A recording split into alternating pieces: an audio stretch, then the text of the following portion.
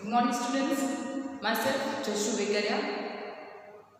I am taking the subject Cost Account in BCom first semester. Okay. તમારામાંથી અમુક લોકો મને જાણે છે જે સ્કૂલે આવ્યા હતા અને જે નથી જાણતા એના માટે થોડુંક ઇન્ટ્રોડક્શન આપી દઉં. આપણે સ્ટાર્ટિંગમાં થોડુંક બેઝિક કન્સેપ્ટ જે ચેપ્ટર્સ આપેલા છે ટોટલ આ સેમેસ્ટરની અંદર કોસ્ટ અકાઉન્ટમાં આપણે 4 ચેપ્ટર ભણવાના છે, બરોબર. એની અંદર એની એક્ઝામ પેટર્ન કેવી હશે એ હું ઓલરેડી પહેલાં ડિસ્કસ કરી ચૂકી છું અને ગ્રુપમાં આપણું જે ઓફિશિયલ ગ્રુપ છે FI BCom એની અંદર એક PDF મોકલી દેવામાં આવી છે. હરેક સબ્જેક્ટનું પેપર પેટર્ન કેવી રીતના હશે એની માહિતી તમને એમાં આપેલી છે. છતાંય તમને કોઈ પણ ડાઉટ હોય તો તમે મને પૂછી શકો છો. હવે ઓવરઓલ પેપરની વાત કરું, જનરલી પેપર જે છે યુનિવર્સિટીનું 100 માર્ક્સનું હોય છે, બટ જે ઇન્ટરનલ જે રેગ્યુલર સ્ટુડન્ટ છે એના માટે પેપર 70 માર્ક્સનું આવે છે અને એ લોકોને ખાલી સેક્શન A જ અટેન્ડ કરવાનું હોય છે. જે સેક્શન B છે જે 30 માર્ક્સનું છે આ એક્સટર્નલ સ્ટુડન્ટ્સ માટે હોય છે.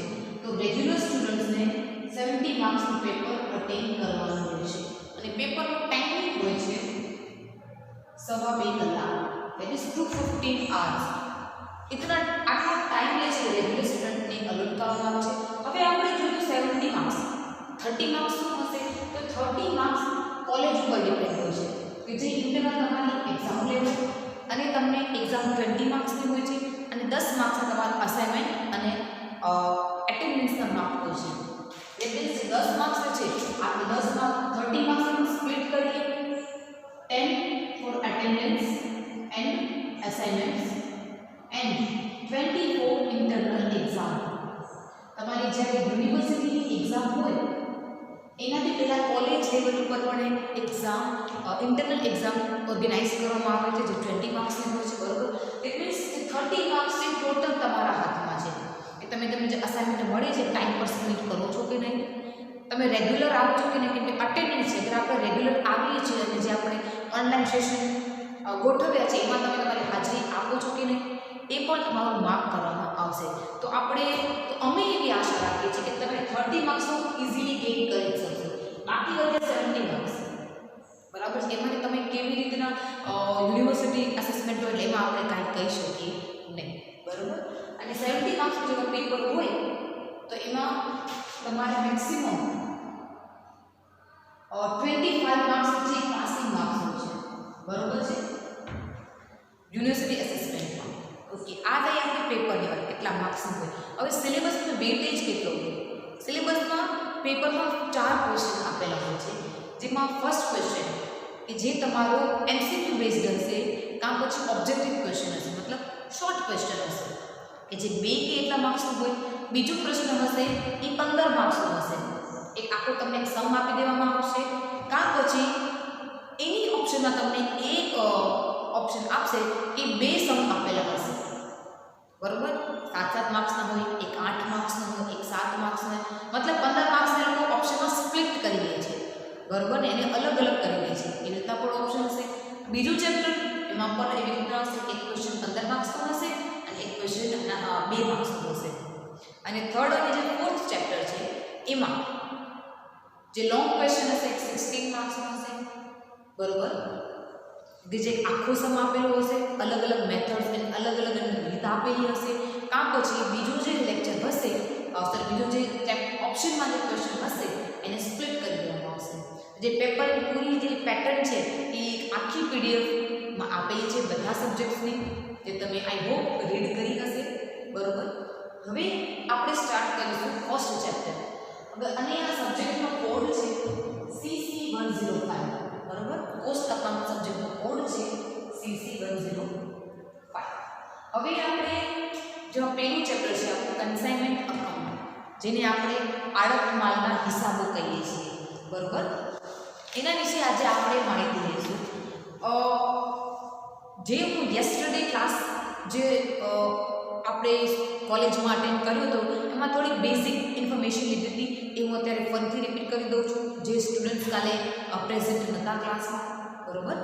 એમાં આપણે ડિસ્કસ કર્યું હતું કે આડત માલના હિસાબો જ્યારે કોઈ પણ કંપની બરોબર પોતાનો બિઝનેસ પાર્ટ કરવા માંગતી હોય, એક્સપાન્ડ કરતી હોય, એને વિસ્તૃત કરવા માંગતી હોય, ફોર સપોઝ મારો બિઝનેસ જે છે એ ગુજરાત સ્ટેટ સુધી સીમિત છે, મને હવે એને એક્સપાન્ડ કરવો છે, એને વધારવો છે, તો હું શું કરીશ? બીજા સ્ટેટમાં મારો માલ મોકલીશ, બરોબર? એ માલ કોના દ્વારા મોકલવાનો હશે? કોઈ બીજા સ્ટેટમાં કે પછી બીજી કોઈ ફોરેન કન્ટ્રીઝમાં. અગર મને મારો બિઝનેસ એક્સપાન્ડ કરવો હોય, બરોબર, તો હું એક પર્સનને નિયુક્ત કરીશ, એક પર્સનને હું હાયર કરીશ, જેને આપણે એજન્ટ કહીએ છીએ, બરોબર?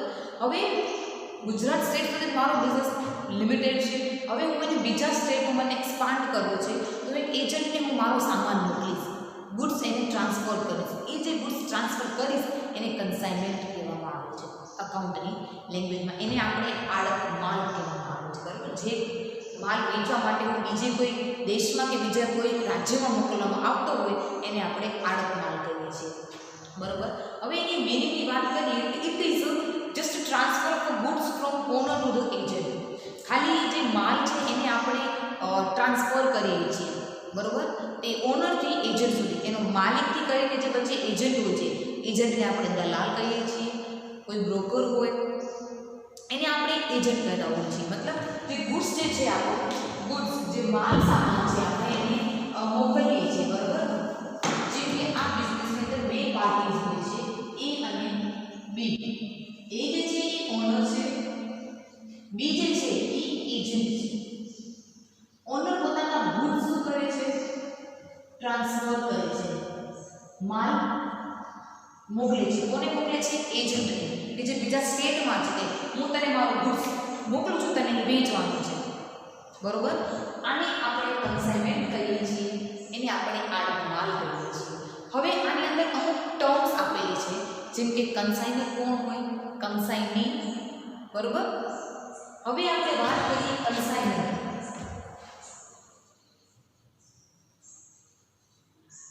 જેને માલ ધણી કહેવામાં આવે છે. કન્સાઇનર કોણ છે? ઓનર છે. જે માલિક છે એને જ આપણે કન્સાઇનર કહીએ છીએ, કે જે પોતાનો સામાન બીજા વ્યક્તિ કે એજન્ટને મોકલે છે, દલાલને મોકલે છે, એને આપણે કન્સાઇનર કહીએ છીએ.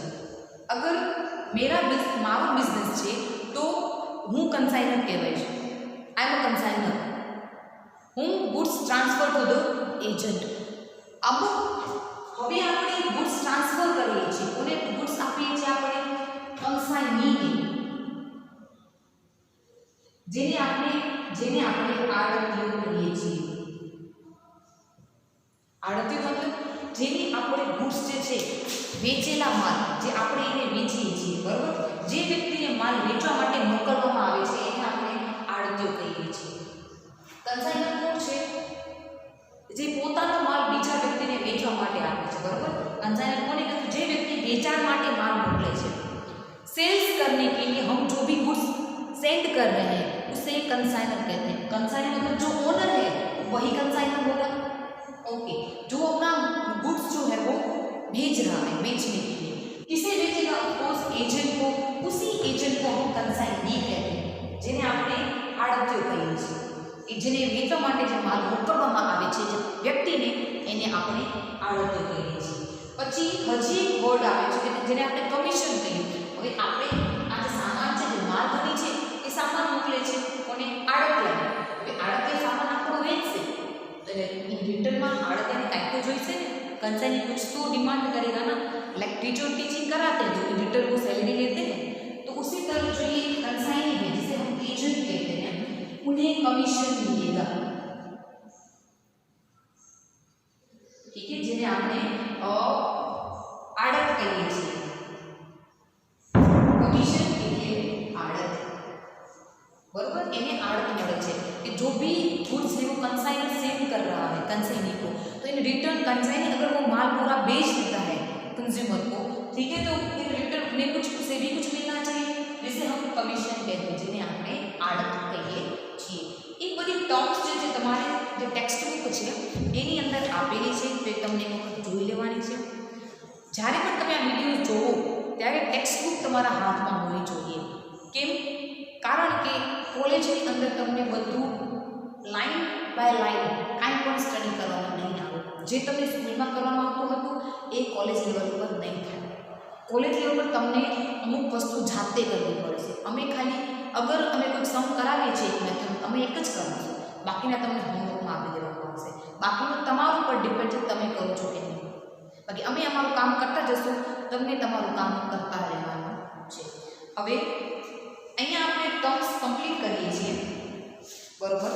બીજી અમુક થિયોરી આપેલી છે, જેમ કે એના ફીચર્સ આપેલા છે, ડિફરન્સીસ આપેલા છે અને લક્ષણો આપેલા છે. એ બધું તમારે જાતે કરવાનું છે, બરોબર.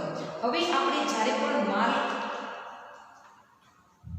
આપણે એને સેન્ડ કરશું, બરોબર, ત્યારે એની અમુક વિધિ છે, લાઈક એની પ્રોસિજર છે, એની પદ્ધતિઓ છે કે જ્યારે કન્સાઇન જે માલધણી છે, જો કન્સાઇનર છે પોતાનો ગુડ્સ જ્યારે ટ્રાન્સફર કરે ત્યારે એની પ્રોસિજર હશે. એ પ્રોસિજર કઈ છે એ અત્યારે આપણે ડિસ્કસ કરીએ, બરોબર. જેનું પહેલું સ્ટેપ હશે the consignor sends the goods to the કન્સાઇની.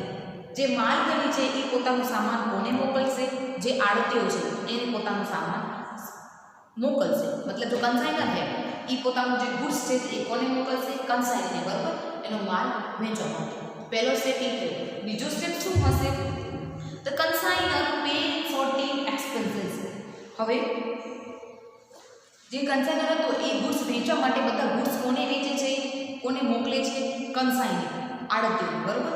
એની સાથે એને અમુક પરફોર્મમાં દેવામાં આવે કે હા ઇન્વોઇસ, જેને આપણે કહીએ એક માળખું જેવું હોય કે આની અંદર આટલા આટલા ગુડ્સ છે, આની આ રેટ હશે. આપણે એ પરફોર્મમાં પણ એને મૂકી દે છે કન્સાઇનરને. હવે કન્સાઇનરને અમુક એક્સપેન્સીસ, અમુક ખર્ચાઓ, જે માલધણી છે એને ખર્ચાઓ ભોગવવા પડે, બરોબર. એ કયા કયા ખર્ચાઓ? હવે જ્યારે કન્સાઇનર પોતાનો સામાનોને મોકલતો હોય ત્યારે કે ટ્રાન્સપોર્ટનો ખર્ચો આવે, વાહન વ્યવહારનો ખર્ચો હોય, પછી બીજો એને લોડ કરવાનો ખર્ચો હોય,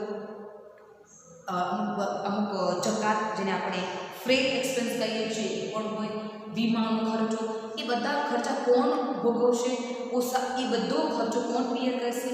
કન્સાઇનર. જે માલધણી છે એ બધો ખર્ચો પોતે પોતાના ઉપર એ કન્સાઇનરને પે કરવો પડે, બરાબર. કન્સાઇનર પે કરીને કન્સાઇનર ખાલી એનો માલ એને જે મોકલ્યો છે બધો એ વેચશે, બાકી બીજું એ કાંઈ પણ નહીં કરે, બરાબર. પછી ત્રીજો સ્ટેપ એ છે consignor gives some amount as a advance. Consignor છે જે આડતીઓ છે એને અમુક રકમ જે છે એડવાન્સના તોર ઉપર કન્સાઇનર જે છે એને પે આપે છે, બરાબર. કાંઈક બિલ્સ જે છે એને પહેલાં જ આપેલું છે કે આ બિલ્સ મને મળ્યા છે, જે અગર બેંક ડ્રાફ્ટ મળ્યો હોય, ઠીક છે, એને બેંકમાં ઇસ્યુ કરાવવો, ડિપોઝિટ કરાવવું પડે, એને એની પ્રોસેસ થતાં વાર લાગે. એટલે અમુક અમાઉન્ટ જે છે કન્સાઇનર એને એડવાન્સમાં જ આપી દે છે.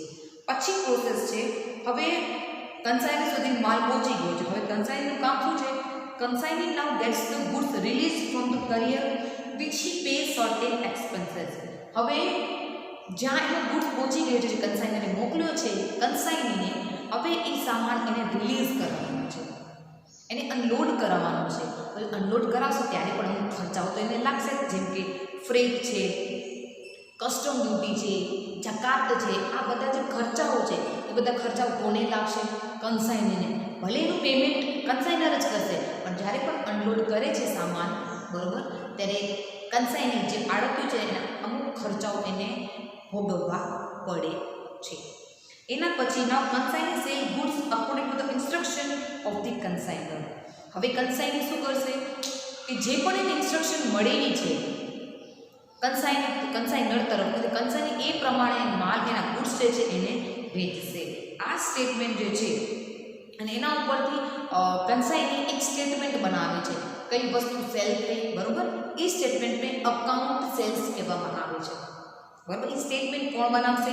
કન્સાઇનર પ્રિપેર કરશે, અને પછી એ સ્ટેટમેન્ટ કન્સાઇનર કોને સેન્ડ કરશે? કન્સાઇનરને માલધણી જે છે એની પૂરું જે સ્ટેટમેન્ટ છે આખું એને મોકલી દેશે, બરાબર. એના પછી આવશે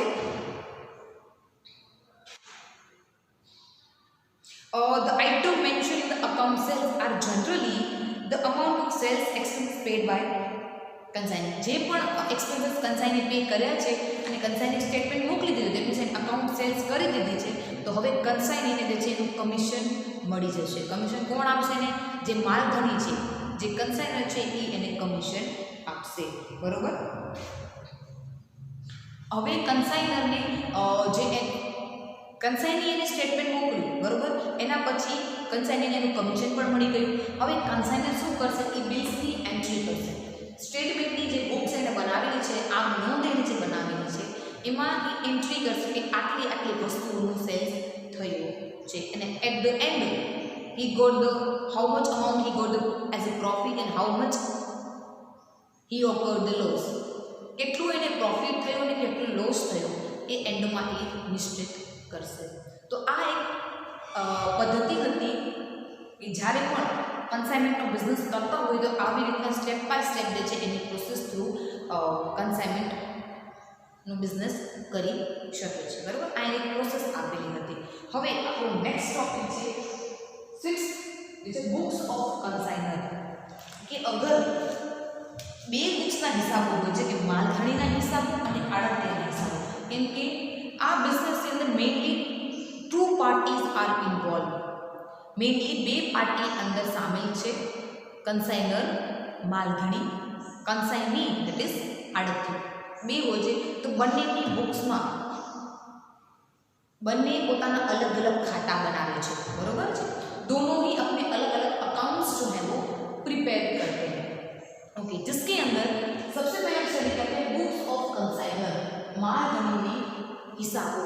માલધારી જ્યારે પણ હિસાબો કરે છે એની અંદર કયા કયા અકાઉન્ટ્સનો સમાવેશ થાય છે, અને હજી ટોપિક આવશે આગળ કે ઇન ધ બુક્સ ઓફ કન્સાઇની, આડતિયાના હિસાબો, જ્યારે આડતિયો પોતાનો હિસાબ બનાવશે કરશે એમાં કયા કયા અકાઉન્ટ્સ સામેલ થશે, કયા કયા નામોનો એ સમાવેશ કરશે, બરોબર છે. જેમાં પહેલું છે ઇન ધ બુક્સ ઓફ કન્સાઇનર, ઠીક છે, માલધારીના હિસાબોની અંદર પહેલું છે કન્સાઇનમેન્ટ અકાઉન્ટ, ધેટ ઇઝ આડતમાલ ખાતું, બરોબર. આડતમાલ જ્યારે ખાતું બનાવે છે ત્યારે કઈ કઈ વસ્તુ ડેબિટ થશે, કઈ વસ્તુ ક્રેડિટ થશે, ઠીક છે, અને કયા કયા ટ્રાન્ઝેક્શન્સ, કયા કયા વ્યવહારો જે છે કન્સાઇનમેન્ટ અકાઉન્ટમાં એડ કરવામાં આવે છે તે આપણે ડિસ્કસ કરશું. Page number didn't mention. Okay, point number 6. आप टेक्स्ट बुक आपकी ओपन नहीं होगी, उसके तहत आप देखते जाइए. Consignment account. अब कंसाइनमेंट अकाउंट जो है, कंसाइनर जो सेपरेट, कंसाइनर एक सेपरेट अकाउंट ओपन करता है जिसे कंसाइनमेंट अकाउंट कहते हैं. જે માલધારી છે એ અલગથી પોતાનું ખાતું બનાવે છે જેને આપણે આડતમાલ ખાતું કહીએ છીએ. હવે જ્યારે પણ આપણે કન્સાઇનમેન્ટ અકાઉન્ટ બનાવતા હોઈએ છીએ ત્યારે જે નોમિનલ અકાઉન્ટ છે, બરોબર, આપણે 11માં આપણે સ્ટડી કર્યું હતું કે અકાઉન્ટ્સ ત્રણ પ્રકારના હોય છે, રિયલ, નોમિનલ એન્ડ પર્સનલ. એમાં જે નોમિનલ અકાઉન્ટના નિયમો છે, એના જે રૂલ્સ છે એ બધા ત્યાં એને લાગુ પડશે. એના રૂલ્સ શું છે? expenses and losses are debit, ખર્ચાઓ અને ખોટ ઉધાર થશે, અને gain and profit will be credited. એટલે જે આપણે નફો થાય છે એ આપણે જમા કરશું. આ એક રૂલ્સ છે નોમિનલ અકાઉન્ટ. તો આ રૂલ જે જ્યારે પણ આપણે કન્સાઇનમેન્ટ અકાઉન્ટ બનાવશું ત્યારે આ રૂલ્સ કન્સાઇનમેન્ટ અકાઉન્ટમાં લાગુ પડશે કે જેટલા બી ખર્ચાઓ છે જે કન્સાઇનર કરે છે બધા ડેબિટ થશે, બરોબર, અને જેટલું પણ એને પ્રોફિટ મળતું હશે એ બધું આપણે એને ક્રેડિટ કરીશું. આ એક કન્સાઇનમેન્ટ અકાઉન્ટનો રૂલ છે. અને કન્સાઇનમેન્ટ અકાઉન્ટ સામાન્ય બનાવે છે એ વસ્તુ બતાવે છે કે આપણને જ્યારે પણ માલ આપણે કન્સાઇનમેન્ટ થ્રુ વેચીએ છીએ તો કેટલો પ્રોફિટ થયો અને કેટલો લોસ થયો. It shows the statement of profit and loss account. ये यही शो करेगा कि કેટલો આપણે પ્રોફિટ થયો અને કેટલો લોસ થયો, બરોબર છે. હવે કયા કયા ટ્રાન્ઝેક્શન જે છે એનો સમાવેશ થાય છે કન્સાઇનમેન્ટ અકાઉન્ટમાં. પહેલો આવશે અમાઉન્ટ ઓફ સેલ્સ, કે કેટલો ગુડ્સ જે છે એને સેલ કર્યો છે in the books of consignment. આ સ્ટેટમેન્ટ એકદમ ધ્યાનથી વાંચજો કે કન્સાઇનર જ્યારે પોતાના હિસાબો એ પોતાના જે અકાઉન્ટ્સ મેન્શન કરતા હોય એની અંદર કયા કયા અકાઉન્ટ્સ ઇન્ક્લુડ થાય છે. Mainly 3 accounts are to be included: consignment account, goods sent on consignment account and consignee's account, બરોબર છે. આડતમાલ ખાતું, આડત પર ઉકેલેલું માલ ખાતું અને આડતિયાનું ખાતું. આ 3 ખાતા જે છે એ માલધારીના હિસાબોમાં ઇન્ક્લુડ થાય છે બરાબર. પેલું છે આડત માલધારી, એમાં કયા કયા વ્યવહારો ઉમેરવામાં આવે છે, ઇન્ક્લુડ હોય છે. પેલું છે અમાઉન્ટ ઓફ સેલ્સ, વેચાણ કેટલું થયું, તો એની એન્ટ્રી જે છે કન્સાઇનમેન્ટ એકાઉન્ટમાં કરીએ છીએ. અને સેલ્સનું જે છે કોના દ્વારા થાય છે, કન્સાઇની દ્વારા. તેનામાં આપણે ક્લેરિફાઈ આગળ જ્યારે એન્ટ્રીઝ લર્ન કરશું ત્યારે એમાં કરશું કે કઈ કયું અકાઉન્ટ કન્સાઇની જે છે આગળથી ઉધાર થશે કે જમા થશે, સેલ્સ થાય છે દેટ મીન્સ ઇન્કમ આવે છે અમારી, તો એ ડેબિટ થશે કે ક્રેડિટ થશે, એ પણ આપણે આગળ ભણીશું બરાબર છે. અત્યારે ખાલી એટલું ડિસ્કસ કરશું કઈ કઈ વસ્તુ કયા કયા ટ્રાન્ઝેક્શન જે છે એ કયા અકાઉન્ટમાં એડ થાય છે, જેમાં consignment account, amount of sales, then expense paid by consignee. Consignee જેટલા પણ એક્સપેન્સ પેડ કર્યા છે બરાબર, એને પણ આપણે કન્સાઇનમેન્ટ એકાઉન્ટમાં એડ કરીશું. અને એક્સપેન્સ પેડ બાય કન્સાઇની, અગર કન્સાઇની એક્સપેન્સ પેડ કર્યા છે તો કન્સાઇનમેન્ટ એકાઉન્ટમાં એને ડેબિટ કરવામાં આવશે બરાબર. Expense paid by consignee account debit to consignment account બરાબર છે. પછી આવશે કમિશન પેબલ ટુ કન્સાઇનર. કન્સાઇનરને કમિશન પે કરવામાં આવે છે, કમિશન કોણ પે કરે છે, કન્સાઇનર. કન્સાઇનર કમિશન પે કરે છે એટલા માટે કન્સાઇનમેન્ટ એકાઉન્ટમાં એની એન્ટ્રી કરવામાં આવશે ટ્રાન્ઝેક્શન્સની બરાબર છે. અને કમિશન પે કરે છે કન્સાઇનર, મતલબ કન્સાઇનરનો જે અમાઉન્ટ છે એ રિડ્યુસ થશે, તો commission payable account debit to consignor બરાબર છે. Then the amount sent by consignor, જે આપણે ડિસ્કસ કર્યું કે એડવાન્સ તौर પર અમુક અમાઉન્ટ જે છે એ સેન્ડ કરે છે, એ પણ આપણે કન્સાઇનમેન્ટ એકાઉન્ટમાં એની એન્ટ્રી કરીશું બરાબર છે. હવે છે ગુડ્સ, બીજા નંબરનું અકાઉન્ટ જે છે એ છે goods sent on consignment account. આડત પર મોકલેલો माल खाते आर पर कंसाइनमेंट जो गुड्स सेंड करते हैं इसका भी अकाउंट है। ये अकाउंट जनरली इसमें यही रूल लागू होगा कि what carries goods out, debit what comes in, credit what goes out, ये वाला रूल જે છે આમાં લાગુ પડશે બરોબર છે। જેની અંદર આ આપણને ટોટલ અમાઉન્ટ જે છે ડાયરેક્ટલી ક્રેડિટ કરવામાં આવે છે અને એ amount as a trading account as a व्यापार खातुं जे छे एने लास्ट में मेंशन करवामां आवे छे। आ चार अकाउंट बनावता होय छे त्यारे એટલી મોટી પ્રોસેસ કરવી નથી પડતી। આ account at the end of the year બનાવવામાં આવે છે। આ બધા અકાઉન્ટ જે છે at the end of the year બનાવવામાં આવે છે અને જે પણ અમાઉન્ટ છે ડાયરેક્ટલી જે એઝ અ ટ્રેડિંગ અકાઉન્ટ ના નામે ટ્રાન્સફર કરી દેવામાં આવે છે।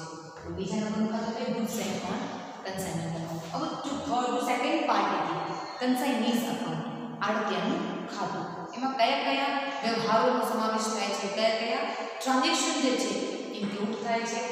પેલું છે હવે કન્સાઇનીની વાત કરતા હોઈએ છીએ બરોબર છે ત્યારે કોની બુક્સમાં બધા ટ્રાન્ઝેક્શન રેકોર્ડ થાય છે in the books of કન્સાઇનર।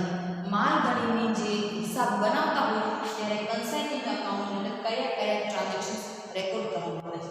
Expense paid by consignor okay, कुछ चीज़ें यहाँ से यहाँ तक कॉमन होगी, जो जो चीज़ें कंसाइनर ने बियर की होगी या उससे मिली होगी वो सारी कंसाइनर की कंसाइनी के अकाउंट में आएगी। एंड जो चीज़ें कंसाइनर ने पे की होगी, जो मालगाड़ी है उसने कुछ एक्सपेंसेस पे किए होंगे, कुछ इनकम्स उसे मिली होगी, वो सारी कंसाइनर अकाउंट में इंक्लूड होगी। ठीक है, कुछ जो कंसाइनर ने बियर किए होंगे लॉसेस या फिर एक्सपेंसेस या फिर प्रॉफिट उनसे मिला होगा वो अपना भी अकाउंट मेंशन करता होगा, वो सारे ट्रांजेक्शन इसमें रिकॉर्ड हो जाएंगे।